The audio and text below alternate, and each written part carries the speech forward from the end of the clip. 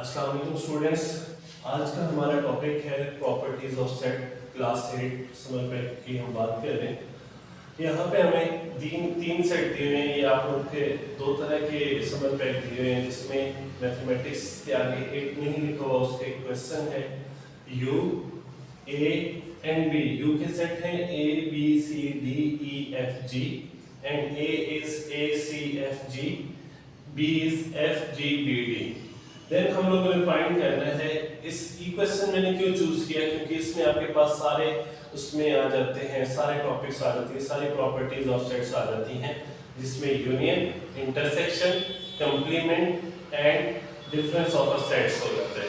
अब इसमें देखिएगा जरा, हमारे पास जो है पहले हमने ये दो जो लॉ है इनको हम कहते हैं डे मॉर्गन लॉ। ये आप क्लास 9 में भी पढ़ेंगे। डे मॉर्गन लॉ क्या होता है कि हम एक तरफ a यूनियन b का होल कॉम्प्लीमेंट लेते हैं is equal to a complement intersection b complement. अब हमने पहले लेफ्ट हैंड साइड को लिया, लेफ्ट हैंड साइड हमारे पास थी a यूनियन b का होल कॉम्प्लीमेंट। जैसा कि आप सब लोग जानते हैं कि ब्रैकेट के अंदर जो चीज होती है उसे हम लोग सबसे पहले सॉल्व करते हैं। तो ब्रैकेट के अंदर हमारे पास a यूनियन b था, तो हमने पहले a और b का यूनियन सेट निकाल लिया। A और B का यूनियन सेट निकालने से, यूनियन में हम लोग करते क्या है, बेसिकली हम लोग यूनियन में दो सेट्स को कंबाइन करके लिख देते हैं। अगर कोई टर्म रिपीट हो रही हो तो उसे सिंगल टर्म लिखते हैं, अदरवाइज हम लोग जो है दोनों सेट्स को कंबाइन करके लिख देते हैं। जब हमने यहाँ पे A C F G and इधर F G B D, अब F और G रिपीटेड है तो उसे हमने सिंगल टाइम लिखा, A B C D उसको अरेंज करके लिख दिया। देन हम लोगों ने क्या किया, a यूनियन b जब फाइंड हो गया तो देन इसका होल कंप्लीमेंट फाइंड करना था।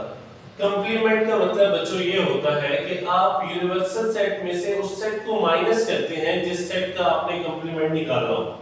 जैसे यहाँ पे a यूनियन b का होल कंप्लीमेंट निकालना है तो इट्स मीन इसे यूनिवर्सल सेट में से माइनस कर देंगे। यूनिवर्सल सेट क्या होता है, जिसमें a और b दोनों सेट उसके अंदर इनक्लोज हो जाते हैं। अब यूनिवर्सल सेट मैंने पहले लिखा और कंप्लीमेंट का मतलब होता है कि माइनस कर देना, उसका डिफरेंस निकालना है, माइनस a यूनियन b की वैल्यू लिखी। अब इसमें ये होता है कि कैंसिल आउट हो जाती है सेम टर्म, a से कैंसिल आउट हो जाएगा, b से कैंसिल हो जाएगा, c d f g।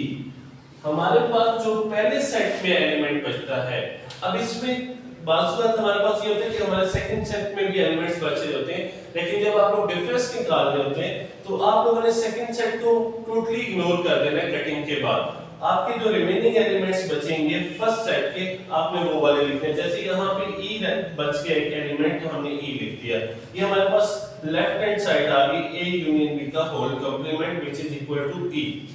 Then हम लोग राइट हैंड साइड की तरफ मूव करेंगे तो राइट हैंड साइड हमारे पास क्या है, a complement intersection b complement. अब यहाँ पे ब्रैकेट के अंदर डिफरेंट काम हो रहे हैं।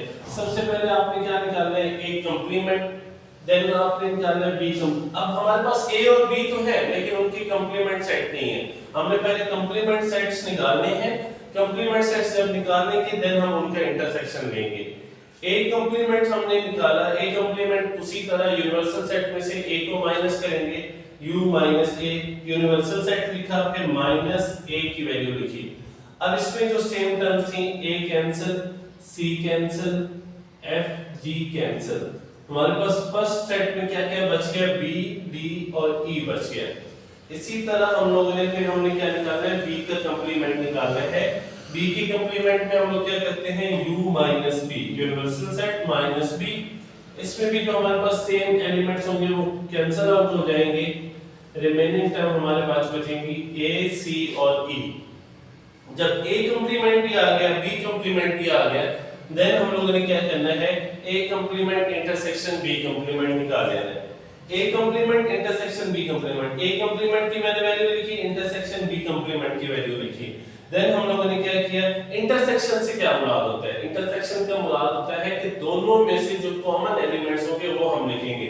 जैसे यहाँ पे दोनों सेट्स में क्या कॉमन आ रहा है बच्चों, e कॉमन आ रहा है, तो इसको मैंने इक्वेशन 2 का नाम दे दिया, जो लेफ्ट हैंड साइड मैंने प्रूव की थी उस इक्वेशन 1 का नाम। अब 1 और 2 को अगर देखें तो इसमें भी ये e आ रहा है और ये भी e आ रहा है, मींस हमारे पास ये दोनों साइड्स इक्वल है। तो नीचे हम लिख सकते हैं कि hence prove a union b का complement is equal to a complement intersection b complement. बच्चों इस वीडियो को देखने के बाद आप लोग क्या क्या चीजें खुद कर सकते हैं अटेम्प्ट। आप दो सेट्स के दरमियान यूनियन सेट निकाल सकते हैं, दो सेट्स के दरमियान इंटरसेक्शन सेट निकाल सकते हैं, किसी भी सेट का कंप्लीमेंट निकाल सकते हैं यूनिवर्सल सेट में से माइनस करके, और उसके अलावा जो है यूनियन, इंटरसेक्शन, कंप्लीमेंट, ठीक है, डिफरेंस वगैरह, डिफरेंस भी आ जाता है बाजू का, तो हम क्या करेंगे सेट में से जिस पे डिफरेंस निकालना हो उसमें से माइनस कर देंगे और फर्स्ट सेट में जो एलिमेंट बच जाएंगे वो लिख देंगे।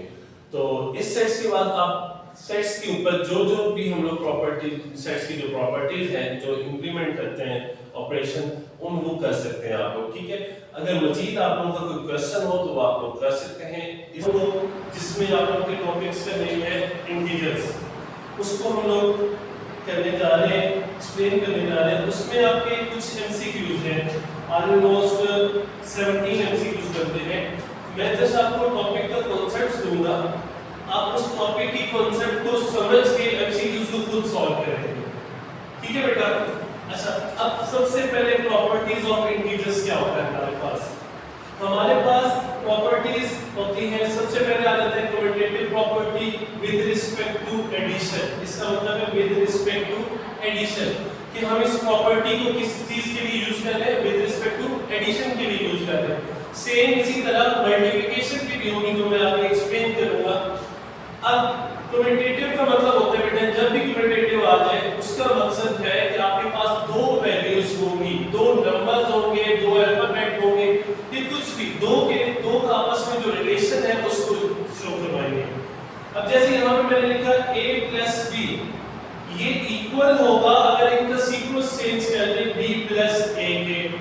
जस्ट मैं विद रिस्पेक्ट टू एडिशन बता रहा हूँ, सबट्रैक्शन के नहीं बता रहा। a plus b is equal to b plus a। इसी तरह 2 plus 3, इनका सीक्वेंस चेंज कर दें, 3 को पहले ले आए, 3 plus 2। जब दो चीजों के बारे में आप लोग किसी भी चीज का कंपैरिजन करेंगे, इक्वेशन के बारे में कंपैरिजन करेंगे, वो आपका कम्यूटेटिव प्रॉपर्टी आ जाएगी। कम्यूटेटिव प्रॉपर्टी दो तरह की होती है, विद रिस्पेक्ट टू एडिशन और इसी तरह विद रिस्पेक्ट टू मल्टीप्लिकेशन। अगर मल्टीप्लिकेशन आ जाएगी तो बेटा फिर आपने क्या करना है, a multiply by b is equal to b multiply by a। Means जहां पे हम लोग प्लस यूज कर रहे हैं वहां पे हम लोग क्या यूज करेंगे, मल्टीप्लाई का साइन यूज कर देंगे। इसी तरह दूसरे नंबर जो थे 2 plus 3 था, अब इसको मैं लिखूंगा 2 multiply by 3 then 3 multiply by 2। अब इनके दरमियान अगर प्लस का साइन होगा तो ये विद रिस्पेक्ट टू एडिशन हो जाएंगे दो नंबर्स का, और उनकी कौन सी प्रॉपर्टी होगी, कम्यूटेटिव प्रॉपर्टी। और अगर मल्टीप्लाई का साइन होगा तो विद रिस्पेक्ट टू मल्टीप्लिकेशन हो जाएगा, ठीक है, क्लियर है। नेक्स्ट आ जाए एसोसिएटिव प्रॉपर्टी पे। जब भी वर्ड आ जाए एसोसिएटिव तो इसका मतलब है आपके पास दो के बजाय तीन नंबर्स यूज हो रहे हैं। अब उन तीन को आपस में प्लस करना है, अगर विद रिस्पेक्ट टू एडिशन है, प्लस करने से हम उनका सीक्वेंस चेंज करेंगे। जैसे a प्लस ब्रैकेट में आ रहा है बेटा आप लोगों के पास b plus c is equal to, इसमें हम लोग सीक्वेंस चेंज कर देंगे। अब a और b को ब्रैकेट के अंदर ले आएंगे, a plus b plus c होंगे इक्वली, लेकिन अब इसमें कम्यूटेटिव में हमारे पास दो नंबर यूज हो रहे थे, एसोसिएटिव में हमारे पास तीन नंबर यूज हो रहे हैं। जस्ट उनका सीक्वेंस चेंज किया, ये तो हो गया with respect to addition.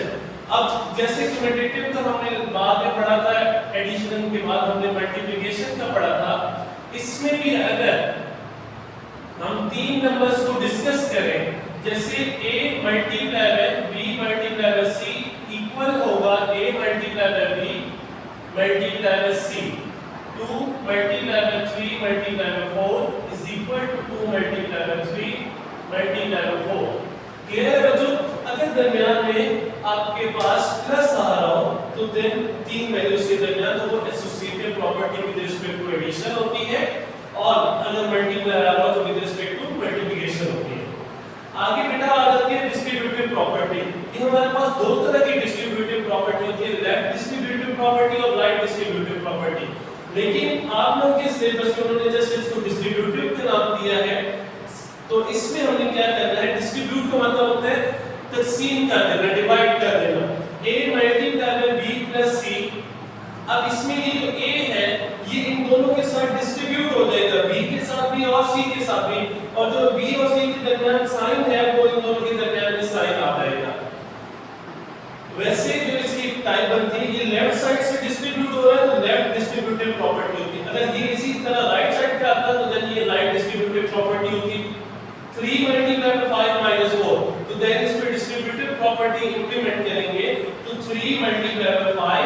-3 multiply by 4। ठीक है बच्चों, ये होगी डिस्ट्रीब्यूटिव प्रॉपर्टी। आगे आप लोगों के पास आ रहे हैं identity property of multiplication. Identity property दो तरह की होती है बेटा, एक मल्टीप्लिकेशन से होती है और एक एडिशन से होती है। अब मल्टीप्लिकेशन जब आ जाए तो आप लोगों के माइंड में आ जाना चाहिए कि हम किसी चीज को मल्टीप्लाई करें और दोबारा से वही आंसर आए, तो जिस नंबर से मल्टीप्लाई करेंगे वो नंबर हमारे पास आइडेंटिटी नंबर होगा।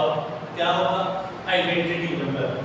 जैसे यहाँ पे 2 मल्टीप्लाई बाय 1 मैंने किया, 2 को 1 से मल्टीप्लाई करूंगा तो 2 पे कोई इफेक्ट पड़ेगा नहीं, 2 1 2 हो जाएगा। मींस 1 से मल्टीप्लाई करने पे इस नंबर इस डिजिट पे कोई इफेक्ट नहीं पड़ रहा, तो ये 1 is called identity property of multiplication. 3 को 1 को किसी भी नंबर से मल्टीप्लाई करें तो आपके पास आंसर वही नंबर आता है, उस नंबर पे कोई इफेक्ट नहीं पड़ता। तो 1 क्या कहलाता है आपके पास बेटा? 1 is identity property of multiplication. Then आप लोगों का ये प्रॉपर्टीज ऑफ इंटीजर में लास्ट टॉपिक है आइडेंटिटी प्रॉपर्टी ऑफ एडिशन है। अब यहाँ पे मल्टीप्लिकेशन थी तो हम मल्टीप्लाई कर रहे थे, वहां पे एडिशन आ गया तो हम ऐड करेंगे। ऐसा नंबर जैसे फॉर एग्जांपल मेरे पास 2 है, 2 को मैं किस नंबर में प्लस करूं जो मेरे पास आंसर 2 ही रहे, 2 पे कोई इफेक्ट ना हो, तो 2 को मैं 0 में प्लस करूंगा तो मेरे पास आंसर 2 ही आएगा। क्या आएगा? 2 आएगा। अब इसी तरह 3 में 0 प्लस करूंगा तो आंसर क्या आएगा? 3 आएगा। तो 0 क्या कहला रहा है बेटा? यहाँ पे 0 is identity property of addition. Means आपके पास 0 एक ऐसा नंबर है जिसको आप किसी भी नंबर में प्लस करें तो उस नंबर पे कोई इफेक्ट नहीं पड़ेगा। तो 0 को हम क्या कहेंगे? 0 is identity property of addition and 1 is identity property of multiplication. बच्चों ये थी इनकी प्रॉपर्टीज ऑफ इंटीजर्स। अगर इनमें से किसी चीज के बारे में आपको किसी कॉन्सेप्ट के बारे में समझ ना आ रहा हो तो आप लोग इसको दोबारा से रिविजिट कर सकते हैं इस वीडियो को, और कमेंट सेक्शन में आप कमेंट भी कर सकते हैं, टीचर आप लोगों को जो है आंसर कर देंगे।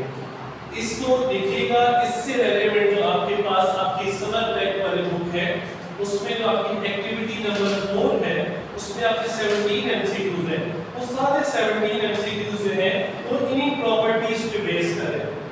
बच्चों आप लोगों ने इन प्रॉपर्टीज को समझ गए, उनकी कांसेप्ट को लेने और देन एमसीक्यूज को सॉल्व करना है।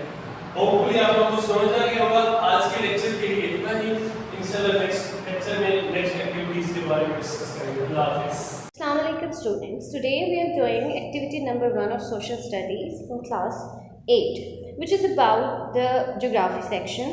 एंड आपको इसमें क्या करना है कि जो डायग्राम बनी हुई है यहाँ पे इसके अकॉर्डिंग आपको प्लैनेट्स के नेम मेंशन करने हैं। जैसे व्हाट इज़ दिस, इसका नेम आप यहाँ पे लिख देंगे। The first planet is Mercury, what is the name of the second planet, what is this is the picture of earth and what is the fourth planet, इसका name हम यहाँ mention करेंगे। ऐसे ही the number 5th planet is Jupiter and the last one is Neptune. तो बाकी जो भी मेंशन है उन सबके नेम्स आपको यहाँ पे मेंशन करने हैं इस एक्टिविटी में, ठीक है।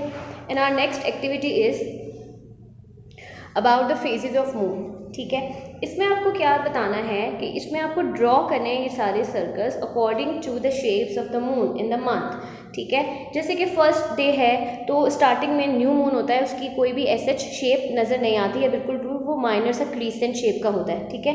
फिर आपके पास उसका सेकंड है, फिर यहाँ पे फर्स्ट क्वार्टर आ जाता है, वो बिल्कुल हाफ मून दिखता है। फिर उसके बाद वो यहाँ से बढ़ता हुआ फुल मून पे चला जाता है। फुल मून के बाद मिड ऑफ द मंथ वो रिड्यूस होना शुरू हो जाता है, फिर से यहाँ पे वो रिड्यूस होता है, थर्ड क्वार्टर पे आके बिल्कुल हाफ हो जाता है। उसके बाद फिर वो क्रीसेंट शेप में आ जाता है जब, और फिर वो न्यू मून की शक्ल इख्तियार कर लेता है, ठीक है। This are the phases of moon, ये 8 फेजेस ऑफ मून है, तो आपको यहाँ पे उनको ड्रॉ करना है, ठीक है।